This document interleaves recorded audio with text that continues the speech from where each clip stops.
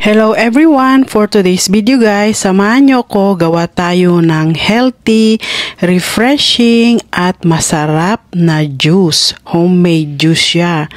Kasi nung Prime Day guys, nakita ko na nakadeal itong juicer na machine. Kaya naisipan naming bumili guys dahil nga naka-sale siya.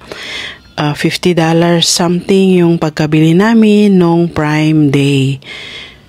At ayan, ginagawa ko na guys itong juice na gagawin ko. Ito ay celery, carrots, at apple. Yung red apple yung ginamit ko.